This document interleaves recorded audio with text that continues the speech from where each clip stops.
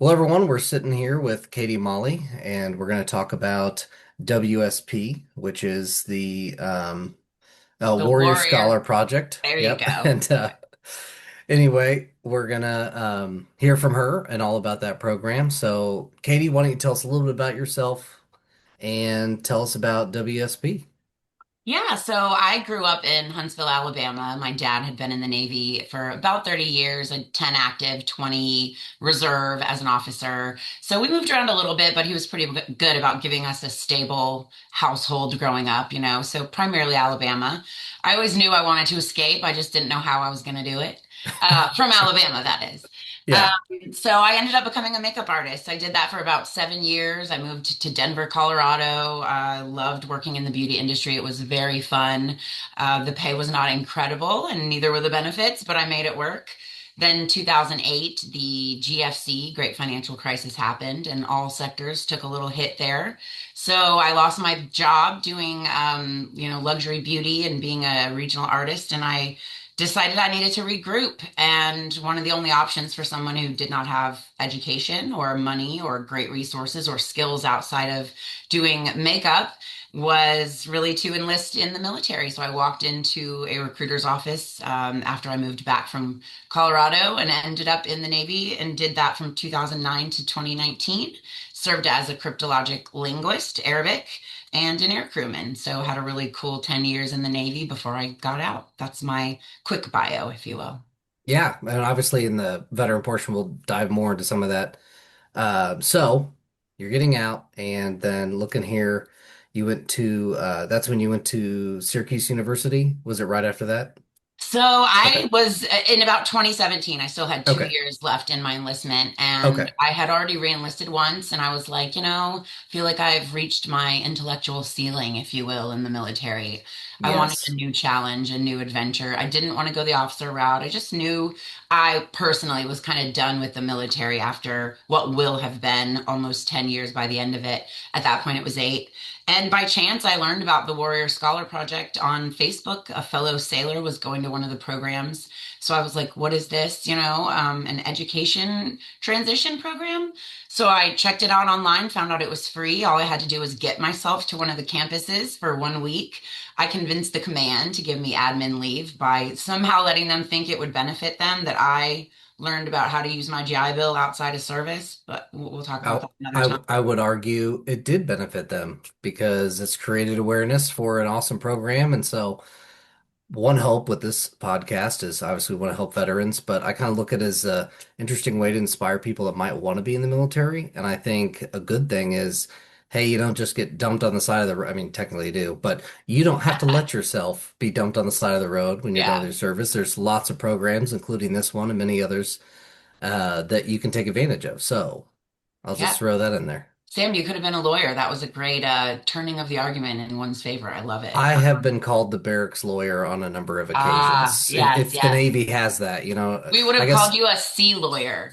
Okay, sea lawyer. Yeah. Yeah, sea So those of you lawyer. listening that don't know what a barracks lawyer or sea lawyer is, it's obviously when you have a bunch of people thrown together, some of them are not as articulate as others. And so what ends up happening is people who are articulate, if they like somebody who's not, they'll kind of start speaking for them and then definitely get called out as the barracks lawyer. So I've It's great. definitely definitely been that. Probably It's still somewhat of am. a rite of passage for you, I would assume. It's pretty cool. Yeah. Well, Yeah. and then they're hooking you up with whatever it is they can do for you. So it's all just a melting pot of skill, I guess. Yeah, exactly. Yeah. So I did the same thing. I pulled the old convince them it's good for everyone and ended up spending this incredible life-changing week at Syracuse University doing one of the Warrior Scholar Project's academic boot camps. In a nutshell, you've got professors from the partner schools, and Syracuse was one of them at the time. Our partner schools can vary by the year. Currently, some of our partner schools for 2026 are going to include University of Chicago, Loyola Chicago, College of Charleston, Michigan State, Harvard, Yale, Princeton, Stanford, got a bunch of really cool partner schools. And like I said, it varies every year, just incredible folks involved. But you have Yeah. professors from these schools and writing tutors and postdocs students that are helping with the STEM courses. And it's a week-long simulation of a finals week at one of these great schools. And you get to be surrounded by like-minded veterans. We do focus primarily on the enlisted veteran population, but we do take a look at all applications. Like if an officer has taken a break for a very long time from school and they want to maybe apply to a grad school, we'll consider those kinds of applications as well. So Well, that kind um, of makes sense. it's really cool to be surrounded by like-minded veterans in this intellectually rigorous, engaging, curiosity-filled atmosphere and learning about your own academic potential. Yeah. So I'm getting slightly ahead of myself. I guess the order of the questions doesn't matter. So obviously the website's probably the best place to go to for information. Yeah, absolutely. You can Okay. go to warrior-scholar.org and you can read about us. So we're very transparent with everything. It is a nonprofit. So the veteran population we serve, it is of no cost to our participants to do our programming. They just have to get themselves to the different campuses. However, we also now offer on-demand programming and virtual boot camps for Okay. accommodating those who aren't able to travel. So we've got something for everyone who's interested in becoming a more empowered consumer of higher education or learning how to better utilize their GI Bill benefits or even just wants a little confidence boost as they take on their academic journey throughout their transition. Awesome. And with that, I figure because you said it changes about yearly, probably on the website is somewhere easy to find the list of colleges that are currently participating in the program on their end. Yes. Okay. And we also just opened our round of applications for the summer boot camp programming. So if anyone's listening that's really interested in just it's a low stakes week, right? You're not being graded, but you get to take courses with actual college professors. You get to be in a classroom simulating real life college experience. And we also talk about how to assimilate on campuses, how to learn about different parts of your identity, how to not really have like a chip on your shoulder, so to speak, about being a That's veteran, good. the non-traditional, yeah, student, which can be daunting. So anyone who's thinking about any of those things, I would encourage them to just go ahead and fill out the interest form or the application. And we want to use our organization to empower as many vets as possible to succeed in their higher ed goals. Yeah. And something I can say for, I mean, I went to the military already with a degree. So what I can say is well, I'm like 37, I think, somewhere in there. But where I'm going with it is I have a degree, and by the time I was graduating, there were already one or two other degrees I wish I had worked toward and gotten. And at this point in life, there definitely, I think our generation went to college as the next step because our parents didn't and regretted it. And I think a lot of, at least what I've learned and other people I've talked to is I'm not going to force it on my kids because it's a lot of money, especially now. And unless you have an idea of what you want to do, it's not sort of the best use of resources. But then I would say if you've been in the military for a stint, you probably have some idea. And it sounds like this week is a really great week to do some exploring into different subjects and see would I like to devote roughly 4 years of my life to this and learning more about this? Is that kind of it's almost a trial for the veteran as much as seeing if they're accepted to the program? Yeah, and I mean, getting accepted to the program isn't incredibly challenging as far as Hmm. our programming goes. It does require that you show us you are dedicated and you're taking this seriously, right? There Yeah, is an attrition rate to the application process only because we're trying to make sure we don't have people who say they're going to show up that aren't going to show up. right. Because these slots are very valuable, and there are professors and writing tutors and so many interested stakeholders, people who are donating money for this great organization, so many people that are putting in their care and their effort and their time to make sure our programming is as incredible as it is. And so we want to make sure it's going to truly deserving and hungry and responsible folks, people who just are really passionate and are going to show up. Those are the ones that are going to get accepted to their dream school and are going to succeed. And that's who we want in the classroom. But if you are scared, if you think you might be one of those people, we encourage you to apply and push yourself. I don't want anyone to feel discouraged from applying to our programs. If you're willing to show up, we're willing to be a resource for you and help you reach your potential. Yeah, it sounds like this is a wealth of resources and you want to make sure it's properly applied, which I figure Exactly. more than half the people it'll be properly applied to. So Yeah, and I yeah, want to touch on definitely. that we offer three specific kinds of programming for the boot camps. We do offer a STEM course, a core course, which is going to be your sort of humanities, paper writing, talking about critical thought texts. And then we also offer a business course. So if you think you want to do a STEM major, but you're scared, this would be a great trial for you to learn about physics and learn about the math required and learn about tackling a sort of big project when it comes to something STEM related. If you're terrible at writing and you want to get better, this is an incredible way to spend a week with amazing professors and writing tutors and start thinking about what it means to read a text critically and put it in conversation with other texts and get your own experiences into conversation with those texts. So it's really awesome for anyone. If you think you have an interest in something, maybe it will solidify that for you, or maybe you'll realize, actually, STEM major's not for me, turns out, but I learned it that week. So it's Yeah, valuable. you get to know. Yeah, And as for we know sure. from G.I. Joe, knowing is half the battle. Yes, excellent reference. Thank you. So, going from there then, so we've got the week-long program, and so then if you're accepted, how does the rest of your time as a part of WSP work, and how does it look?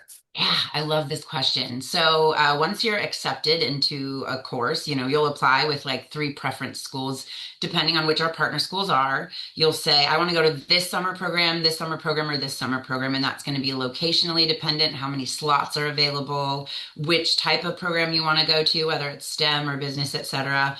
There's a lot of, factors that go into getting you on a campus. But I want to reiterate that it doesn't matter if you go to the Harvard campus for your experience or the University of Chicago for your experience. That's not going to guarantee you getting into those schools. Literally, these are campus partners. You're going to have the same incredible experience no matter which campus you end up on. It's just really more important that you choose according to like the STEM programming. Or if you are considering applying to that school, of course, it's a good idea to try to attend at that campus. But no matter which course you end up going to locationally, you're going to get the same incredible week of programming that you would anywhere else. So once you're admitted and you get sent, we say you are going to be able to do this course with us, our program, we'll let you know which campus and it'll be up to you to get yourself there. But that week we put you up in the dorms, we feed you in the dining halls. And I will say these dining halls are getting better and better. It's incredible. Much better than most of the chow halls I've eaten in. Yeah, it's amazing. Some of the food is incredible. What's the And best one? I don't mean to ooh, cut you I off. haven't been to all of them personally. I So what's will your favorite so say, far? I will say that, like what we don't have them as a partner school this year, but the dining halls at Syracuse were incredible. University of Illinois Urbana-Champaign, UIUC, out in Champaign or Urbana, I think it's called. I always say it wrong. They have got incredible food, and I've heard good things about a lot of the other schools as well. But I'd love to get to all of them and try them out eventually. So yeah, once you get in, you're put up in the dorms, you have your own room, and we feed you in the dining halls, and you get to do campus tours, you get to meet different admissions office folks. It's a really comprehensive, amazing week. But then once you complete our programming, I think is where this lifelong gift of Warrior Scholar Project comes in because you become an alum.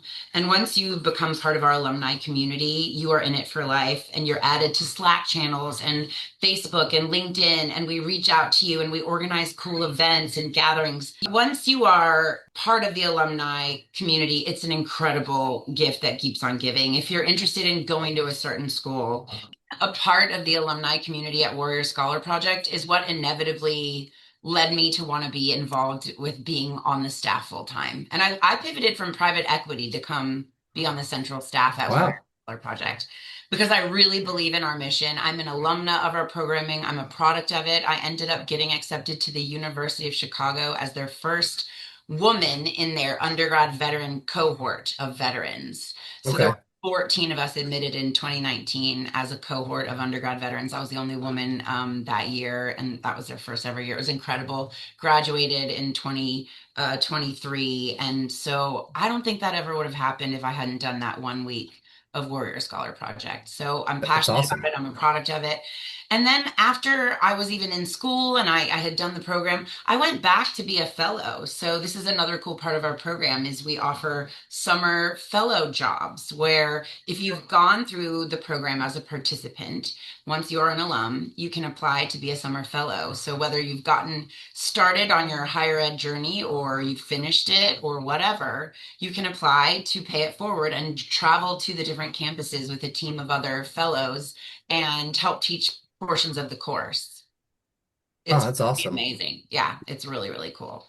So, what is some advice you would give to a veteran service member that's wanting to start out in the pro, other than the advice you just gave of, hey, check it out if you're thinking about it, but from there, what's some of the advice you would give? And you're not stuck with just one thing. I love this question because you're giving me a broad space to fill in the gaps because I think there's so many different ways one could fill their time and put their efforts towards things to prepare. I think Let's have them. if you're gonna do a humanities or a core related course, I would recommend reading. Just start reading. Read articles about democracy. Read a really old book by a crusty old dude like Alexis de Tocqueville because you'll read some of that in our core course. Just start reading, get hungry, and start thinking about what you're reading. And it doesn't have to be, you could even read an article written about, the young Blackhawks team, NHL. I don't know if you're into NHL. I'm a huge Blackhawks fan, but there's really cool articles being written by sports writers every week based on what happened in the game or what this player did, and even reading things like that, you're going to be critically engaging with those materials, thinking about how you would have viewed that experience or this moment and what this writer must have been thinking when they brought up that point. Just think critically about whatever you're reading. If you're interested in STEM, start reading about STEM related things. Just read about physics. Go online and just ask Chat GPT to bring up a recent physics or STEM related article and read it and think about it and see if it resonates with you. I think just being curious is my number one recommendation to veterans because as an enlisted veteran in particular, I mean, I could make an argument that all veterans are somewhat told to toe a line, right? We are supposed to operate within certain boundaries of kind of thinking and innovating. We have caps to that. Yeah. So now that you're going to be transitioning out, you're going to be able to think outside of those limitations. You're going to be able to break through those. And really, the sky is the limit. There's no ceiling except the one you set for yourself. So being curious can lead you to incredible places. I think curiosity and confidence are huge, and confidence is something we can help give you at Warrior Scholar Project. But I think if you just have the belief in yourself that you're capable of whatever it is your heart is calling for, then you can do it. It's just a matter of seeking out resources to help you do it, people that are willing to support you, and thinking about the best way for you to approach it. And we're happy to help you in every step of the way because our alumni group, like I said, our alumni community is full of folks willing to help and they've got experience in their transitions. They're working in various fields. In fact, over the next few weeks, we're going to have a bunch of cool panels that Warrior Scholar Project is putting on for our alumni specifically with different folks from different industries. So you can explore through these virtual panels different types of careers you're considering. So that's just one example of cool programs we offer for our alumni community. So I think being curious, asking questions, just reading, taking in information are all great ways to prepare yourself to succeed in the classroom, if you will. Yeah, that sounds fantastic, and that's excellent advice. That doesn't even just apply to WSP, but just higher education or even just transitioning in general. Definitely be curious. There are a lot of jobs out there, a lot of different avenues that you can go down. Sometimes the title's the same, but the industry is different. I'm lucky I get to work in an industry where I interact with other industries, so I see. I mean, like for instance, I get to go into factories, and so you could have a boring item, like I say, a Kleenex box that just sits there, but to see the factory where it's made is interesting. But there's, Yeah. something like sales, something like writing, those jobs are everywhere and are really fascinating places too. Yeah, and I think a lot of times in the military, whatever job we call it like a rating or an MOS or whatever in the enlisted ranks. whatever job you end up doing is oftentimes siloed. And so you're not always aware of Yeah. the tons of other types of jobs out there. When I came to be an instructor up at Great Lakes, I left my CT, cryptologic information dominance community to Hmm. go kind of do something a little different. And I was one of they were kind of like, what are you doing here? You're a CT. And I was like, well, I wanted to come be an instructor. And this was Chicago and it was a neat opportunity. And I had reached my op tempo limits for deployment. And I got to learn about all these other types of jobs in the Navy that I hadn't encountered. And I thought that Yeah. was really cool. So I just think it's nice to be reminded as a veteran that there's lots of different types of jobs out there. You don't have to just do what you were doing in the military. There's nothing wrong with doing what you did in the military. If you want to, make money as a linguist in the contracting world, absolutely. If you want to be a mechanic, there are so many great technically specific jobs out there that translate. But if you were a mechanic and you want to be something else when you transition, then using your GI Bill is the way to do it. You can use Yeah. your GI Bill. A lot of schools will supplement, and you can get a free education for your at an incredible school. And you can go into whatever career field you want. For example, I was a linguist, but I went into private equity. I know lots of guys who have become investment bankers, folks who work in marketing, the medical field, and they didn't do anything related to that in the military. So it's a really cool way for you to take a pivot if that's something you've been thinking about. Just don't be scared. We'll help you to use your GI Bill to pivot however you like. I love that you brought up the GI Bill because I was going to go there as well. How does this work in conjunction with the GI Bill or even tuition assistance? Yeah, How so does this it all kind of doesn't. combine? Yeah, that's a good question. So we're sort of a separate thing from those because we don't charge any kind of tuition. This is not you're not getting a degree at the end of this week, right? It's really like a crash course for you so you can go get the degree you want. The Okay. benefit you do get is you get to talk to an admissions officer at whatever campus you're at, and they explain to you how admissions processes work, what a typical application requires, types of things they look at. They talk about numbers of admissions. So you get really an inside look from someone from the admissions office at whatever school you're at that tells you a little bit more about what the application process will look like as you're applying to colleges. So that's huge. And another thing I said we're giving you is the confidence to like do the practice classroom experience Yeah. before you just like head into school as a non-traditional veteran student and feel like you're really isolated. And that third important thing is that sense of community so that you understand. Hmm. We teach during that week, not just academic stuff. We also do, like I talked about, campus assimilation, right? Exploring identity, time management, resource use. Like we really comprehensively give you this college life skills crash course, if you will. Um, on how to really succeed on campus. So it's a really good practice opportunity and it'll help you get confidence and be prepared. So we don't need the GI Bill. But we do talk about the GI Bill as well during the Okay. program so that To you get some become a little education. bit, yeah, so you're a little bit better informed about this is how it works. Here's what the Yellow Ribbon program is. And you'll have to talk to each school depending on how much they participate in Yellow Ribbon. Some schools have limits and others don't.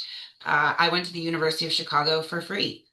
And that school at the time cost about 80 grand a year. Yeah. The GI Bill only covers roughly a fourth of that a year. And so the rest was Chapter 33 benefits and Yellow Ribbon program and then school related funding. So pretty Okay. awesome to have that opportunity. And that's another thing we tell our participants when they're applying to colleges is don't just go to a school because it's prestigious and you think it would be cool to go there. There's so many things to look at when you're choosing an institution of higher education. You want to look at location, you want to look at extra costs, you want to look at how much of the GI Bill they're using. Some institutions will give veterans a full ride and you don't even need your GI Bill. You can save it for grad school. It's just going to matter what program you want to study, how many years you want to spend in school, because not all of them are just like, yay, we want veterans. And not all of them are going to give you 2 years of credits just because you were in the military. Some of them are very specific about transfer credits. So some places you'll be a first year student, others you'll be a second year, others you'll enter as a third. It's just going to depend on your individual needs and wants and desires when it comes to all those different things. And GI Bill is a huge one. So if you don't think you're going to get enough assistance from a school, you might want to look at other schools that provide more in conjunction with your GI Bill stipends. Okay. And so just to be clear, because maybe I'm missing it.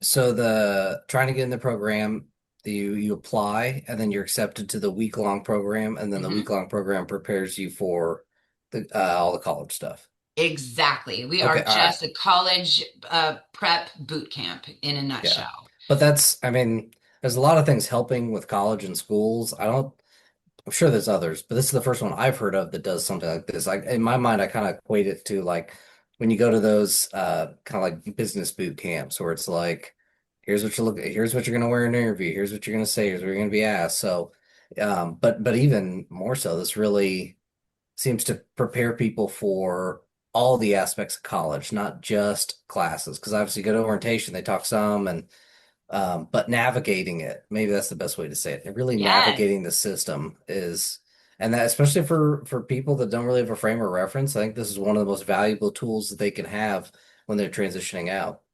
Exactly. It's so comprehensive. I do like to think of it as like a mini college life skills course because you're learning the academic portion, you're learning the critical thought portion, you're learning the classroom collaboration portion, you're learning about different parts of your identity, you're learning about what it might feel like to be a non-traditional student, about how to take advantage of office hours, the admissions process, different types of major. Like it's really comprehensive and amazing, and so much better than just Googling what to expect at Oh college yeah. as a veteran, because you get to try it out for a week and talk to the other veterans in your cohort, many of whom will be lifelong friends. It's just, it's incredible. I can't Wait, speak highly enough of how it prepared me for a much better and more successful higher education journey than I ever would have imagined for myself. yeah, when I think the internet can be a real risky place to go for advice like that because like Google AI pulls stuff from wherever and it's not always factual. And then, I mean, please nobody ever go to Reddit for any advice on anything. If you want to go Um, to Reddit to become really jaded and cynical, do it. That's yes, a great that's place to do exactly that. that's like where they all live. If you want But to learn yeah, how to become a troll, like, yeah, an online yeah. troll, go to Reddit. They'll teach you. Yeah, this sounds like you said, very comprehensive and really covers everything. Because yeah, I think that's one of the most daunting things about. Now, I'm not speaking from experience, fortunately and unfortunately, I guess. Um, but people transitioning out, it seems like, if you know, most of your career, you've been given some form of a guide.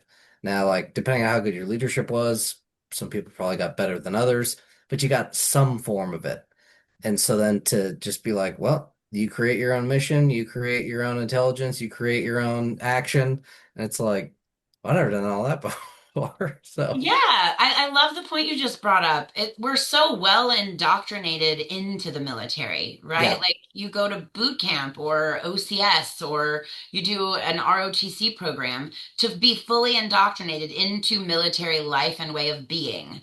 It sets you up for success in service. But they don't have anything that indoctrinates you back into the civilian world afterward. right. That doesn't Yeah. exist. We've got these transition assistance programs courses, and the folks working in those are very well intentioned and they, their hearts are wanting to help vets, but they're not always given the best resources. They also have boundaries they have to operate within based on Department of Defense contracts and, age-old agreements and things like that.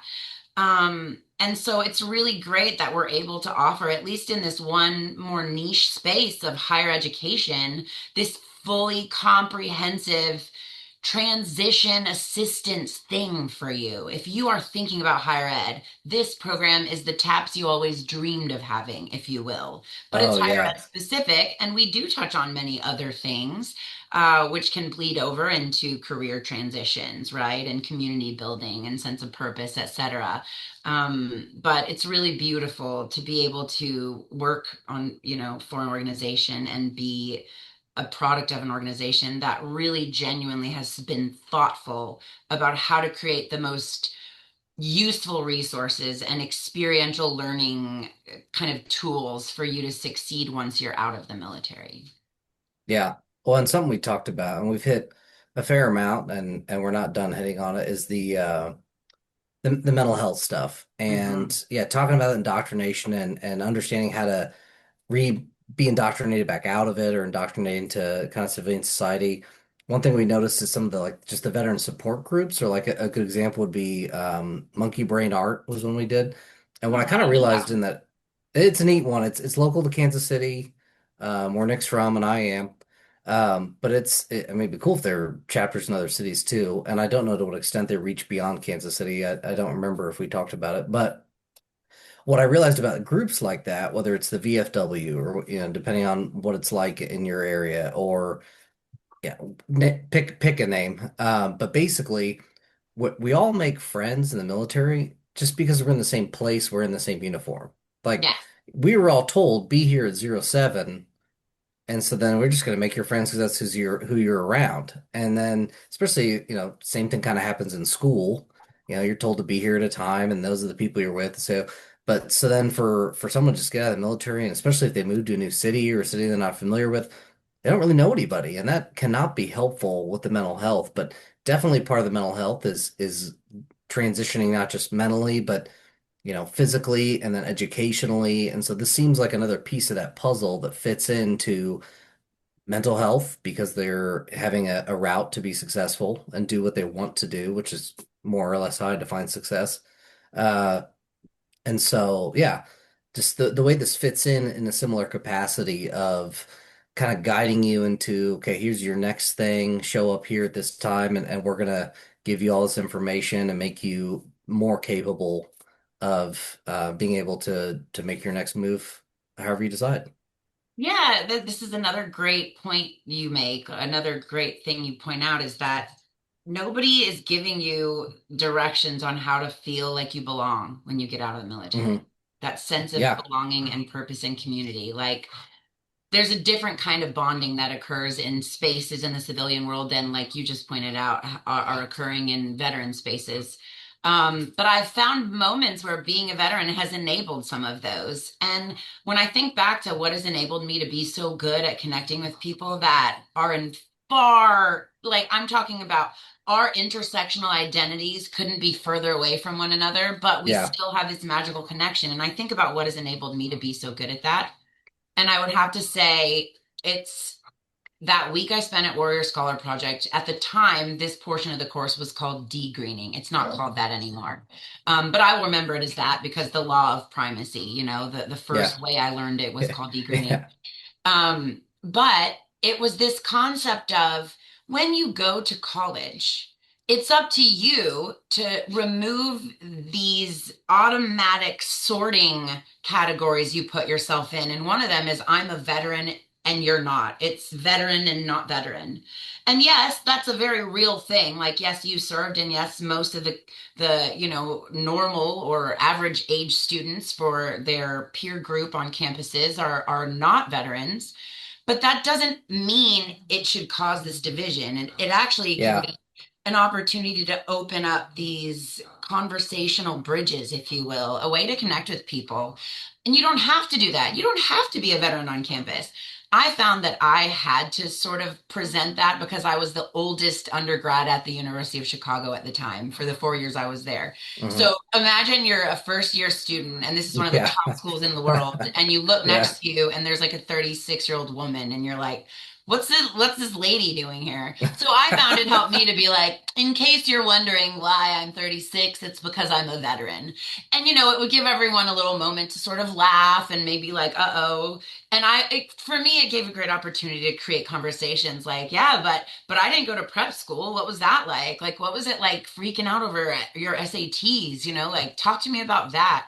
It really creates a great opportunity to build a mutual curiosity about each other's differences as opposed to making them things that make you feel isolated. So Yeah. age is one of the things veterans will face, veteran status. Maybe you're a first gen student. Maybe you come from a rural area. Maybe you come from an inner city struggle. There's so many different types of identities and socioeconomic backgrounds, et cetera, that can play into who we are and our life experiences. But college campuses are one of the best freaking places ever to talk about that and connect with people across those seeming divides and bridge those gaps. And so when I really think back on the week I spent at Warrior Scholar Project in 2017, that de-greening lesson was so cool for me. And I ended up winning awards on campus for outstanding participation in a course. And my teachers would tell me that like I wasn't in class one day and the class seemed lackluster and they were like, "What's up with you guys?" And my fellow students would be like, "Katie's not here." And it's because I didn't show up and be like, "I'm a veteran, none of you know what you're talking about." I showed up like, "Wow, that's super interesting. What made you think of that? Or what made you learn?" And if there was something I disagreed with, I would say, "That's a really great point. If I may add some more color to that. From my experience, it was this, Yeah. but I'm open to that being debated. I'm open to this rigorous intellectual discussion that's going to make us come to new heights of enlightenment as opposed to Yeah. shutting each other off." So I think for me that was massive and it really made me belong more on campus. I was able to join clubs and assimilate really quickly, even though I was a very different, female veteran, older student, right, who lived off Hmm. campus and was married and whatever. I was able, like, some of my best friends to this day that have come and visited me this summer are my undergrad kid friends that I just really Yeah. bonded with. And I joined different clubs and I just felt really great in spaces because I was curious about others and I let them be curious about me and I wasn't guarded. And I think that's a cool thing. And we don't give you those directions verbatim in our courses. Right. That's what I took from it. But we do touch upon like college is a great time to explore other aspects of your identity and don't just hold a chip on your shoulder about being a veteran. Yeah. Hold that space for yourself, but explore other parts of yourself. And other people are allowed to have opinions on war, even if they haven't been to war. I think that's a really Right. important thing to remember too.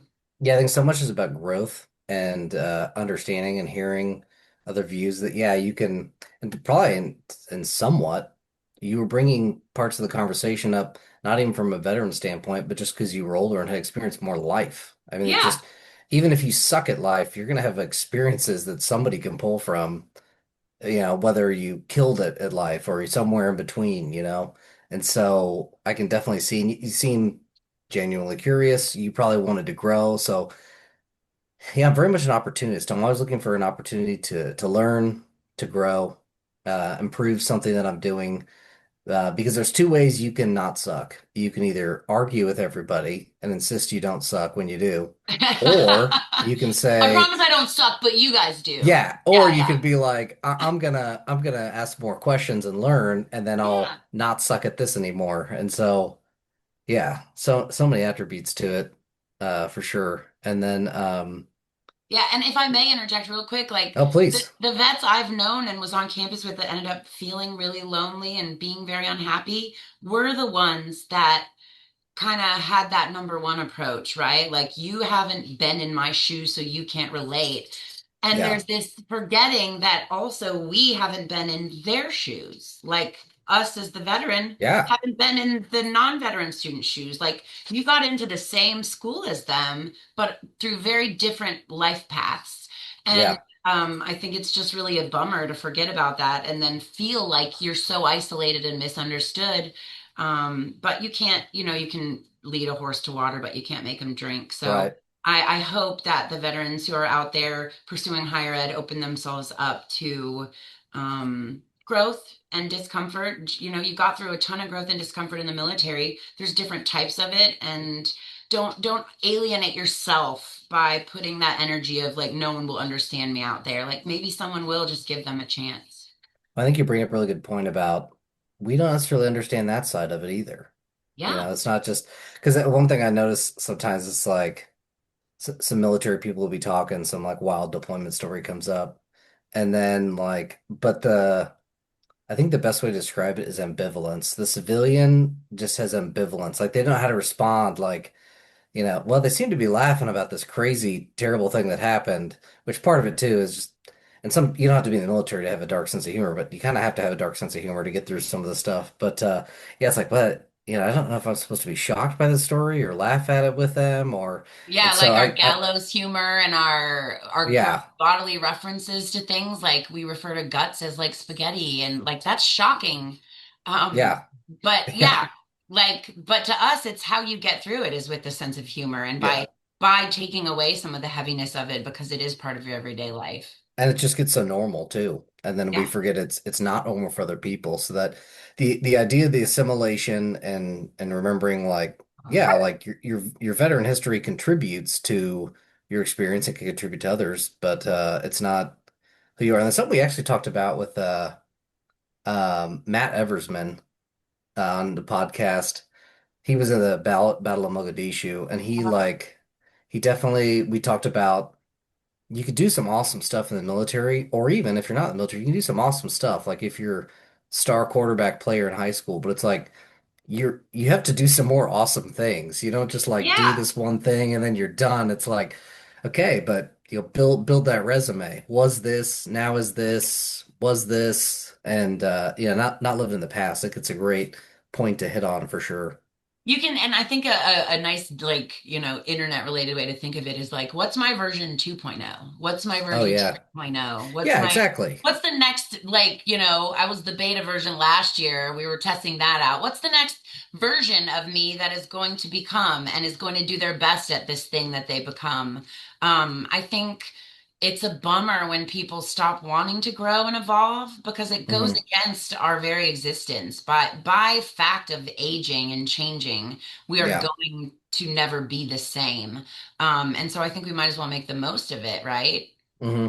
Yeah, I can see also being an open individual as a veteran in a scenario like that, like I'd say most of us believe, at least in some ways, if not many, that you benefited from your military experience. So being able to answer questions and share with somebody, because they might graduate or decide college isn't for them and not graduate, and then decide they want to be in the military and having being like, oh, I remember this person and they were so great, or Katie was in my class and she seemed really open-minded and very knowledgeable. And so I'd like to go down some of that path as well as far as the military. And so it's great kind of advocacy. Like I said, I'm an opportunist, almost for a good opportunity to grow and help, not for anything else. Yeah, and I did have a few of the younger kids on campus that were like, I've been thinking about the military. Can I ask you some questions about it? I'm like, absolutely. I'm not going to convince you or one way or another, Yeah. but I will share my experiences with you and I will tell you what I think was so valuable from it and some of the things that maybe I spent more time thinking about, like moral implications were not something I would think about every day in the military, but as I continued on my higher education path, I considered that a lot more, right? Um, Yeah. and it was great to be able to share those experiences while helping other young people have more informed decisions about their future. So that's a really cool part of it, right? Like you just pointed out, and maybe there will be some incredible military careers as a result of these different veterans out here in the civilian world interacting with people they might not have otherwise in a very open, honest, and authentic way. That's awesome. Yeah. Real Liberating. quick, based on something you had mentioned, was Yeah. kind of the language that veterans use that might be shocking to civilians. I Right. ended up taking a course at the University of Chicago called Trauma, Vulnerability, and the Martial Body, and it was about the embodiment of war. And it was this one, like it was a postdoc student who had created this course, and it was part of Hmm. the comparative human development, which is department, which is a interdisciplinary combination of sociology, anthropology, and psychology. So this incredible department, interdisciplinary, really cool. Hmm. And I'm the only veteran in this course, and there's like 20 something students in this class. And it was one of those tight seminars, and we read all these different texts about things related to war and things that I never would have thought were related to war but had so many things in common. And one of the texts we read was specifically talking about the types of language that veterans use to kind of disassociate from the severity and seriousness and kind of like profundity, if you will, of some of the everyday things that are part of service. And Hmm. it was really fascinating to talk to the civilian students and be like, yeah, what do you think about when you read that we talk about seeing our friends' guts as like spaghetti, right? Like, Yeah. what does that mean to you? And reading anthropologist takes on it. It was just really eye-opening and interesting, and it made for some really interesting conversations, things I just couldn't wait to read more. There were moments during that course where I would go home and read a text and just start crying because something had resonated with me in a cathartic way. Hmm. And these are people who didn't go to war, but anthropologists who have studied it through ethnography and whatever. And I just thought, wow, there are some things here that I never really had been able to place my finger on that they did it and they did it so beautifully and it has touched Yeah. in some way. So I think that's another beautiful part of of higher education is being exposed to these texts and ideas and theories and people's own little weird curiosities where they want to dissect a subject for 2 years and then you read about it and you're like, whoa, like my mind is blown and this is a thing that directly relates to my life and I had never even thought of that. So I thought that was an incredible course and a really cool experience that I just will always remember from higher ed fondly. And I became friends with the teacher in that class. Like what an incredible human. And I made some really great classmate friends from that class. Like one of them was here a month ago. I hadn't seen her since we graduated, but she was like, I'm coming to town, let's get coffee. And we talked about how great that class was. And so I think a lot of veterans, if they approach higher education the way we've been talking about, and they are just willing to give themselves a try, they can have similar stories like this. Just really cool courses they took, really great friendships they made. It's just awesome and really Yeah. gives you that sense of belonging like I had in the military at least. Yeah, and I can definitely see when you experience a foreign culture through the eyes of the military, whether it's combat deployment or not, whatever, you're stationed in Italy, whatever it might be.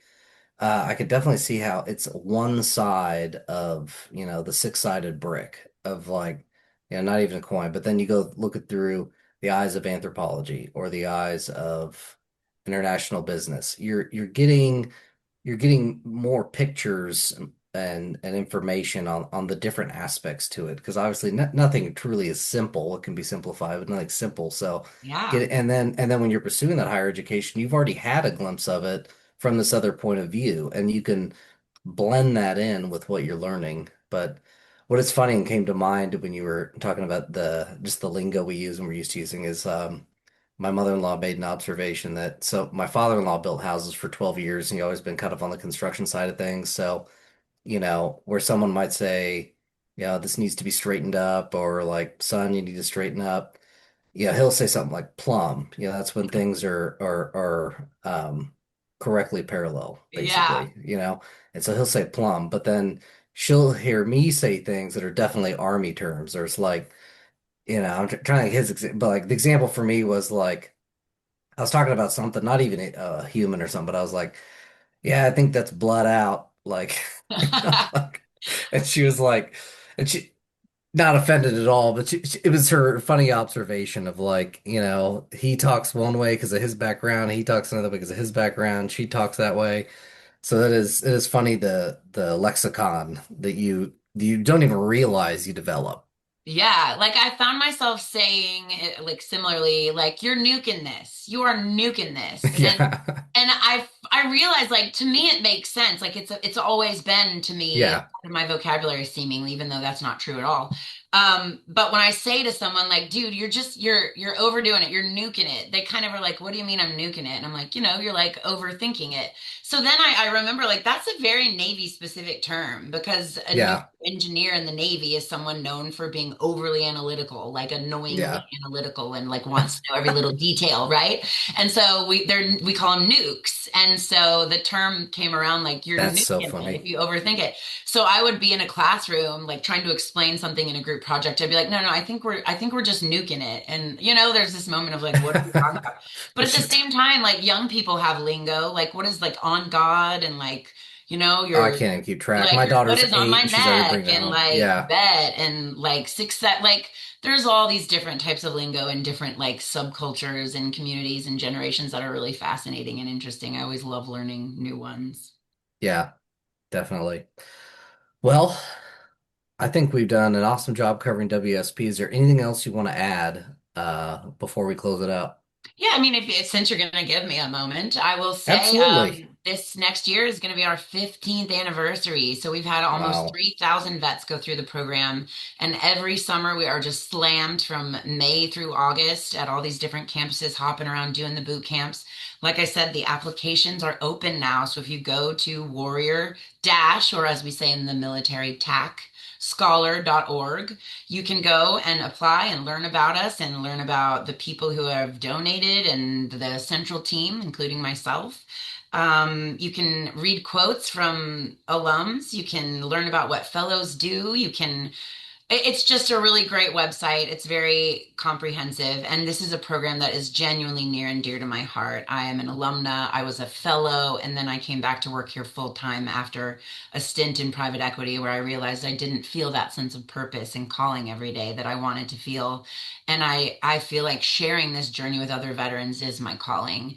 And I want to keep this mission going as long as possible. So I encourage you to check it out. We also do have other types of programming that are incredible, including like the Veterans College Success Kit. If you want to go online, it's like a mini one of our week-long programs, just in a quick little kind of online course. You can take little on-demand classes. It's pretty neat. It's free. We also have college success workshops that we do at community colleges. We've got a career pathways initiative where our alums can learn more about careers as part of a cohort. Like we are expanding our programming, but it's all to really serve that this alumni group who have gone through the initial programming, and our boot camps are our bread and butter, and they are just the coolest week you could ever spend, like what we've been doing today, right? Sam is just Yeah. talking together and about new things and asking questions and exploring ideas. It's just like that, but in an academic setting with a more of a room full of fellow veterans who want to learn and professors who have learned, and it's just really freaking cool. So I recommend to anyone who's even curious, check it out and don't be afraid. Just be brave and have faith in yourself, and don't be self-defeating with that imposter syndrome. Everybody's got it, but you're worthy of being in whatever space you are willing to work to be in and put the effort in. That's my last plug. Perfect. Fantastic. We're going to close it out for this interview regarding WSP. And then for some of you, it will be weeks. For us, it will be minutes. And we'll go into Katie's veteran interview. So thank you, Katie, for joining us. And we'll see you in a minute, or for some Thanks so much people, for two having weeks. me. Appreciate it. Absolutely. We thank you for listening, and we hope you got something helpful out of this. Right now, the best way to support us is to simply spread the word. If you know a fellow veteran who could use some resources to elevate their life, send them our way. Until next time, remember to check your zeros, fives, tens, and 25s.